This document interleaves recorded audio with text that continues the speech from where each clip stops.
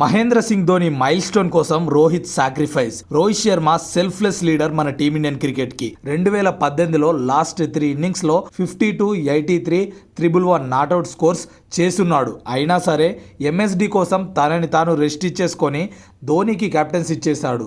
ఆ రోజు MSD 696 days తరువాత తన 200th గేమ్కి కెప్టెన్సీ చేసి ఆ మైల్ స్టోన్ని కంప్లీట్ చేసుకున్నాడు. నంబర్ 2, 2021లో ఒక T20 సిరీస్లో రోహిత్ ఆల్రెడీ టాప్ స్కోరర్గా ఉన్నాడు.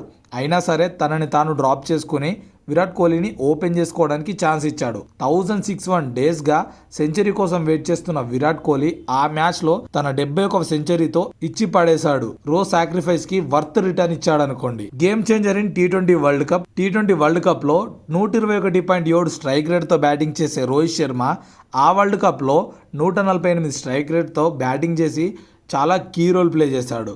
అప్పుడు మన ఇండియన్ బ్యాటర్స్ అందరి strike rate 109. 2023 ODI world cup లో రెగ్యులర్ గా పవర్ ప్లేస్ లో రోహిత్ శర్మ యావరేజ్ 80.6తో ఉండేది. కానీ ఆ వరల్డ్ కప్ లో మాత్రం గేర్ మార్చేసి 135 స్ట్రైక్ రేట్తో ఏ లెవెల్లో స్టార్ట్ ఇచ్చిండో తెలుసుగా. మిగతా ఇండియన్ బ్యాటర్స్ స్ట్రైక్ రేట్ 91.18. ఇప్పుడేమో WTCలోనే హైయెస్ట్ రన్స్ ఉన్నాయి.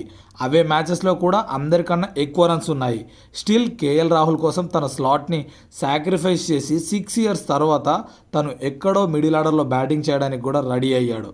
This is what Rohit Sharma mean to be the leader of team Indian cricket, our captain Rohit Sharma.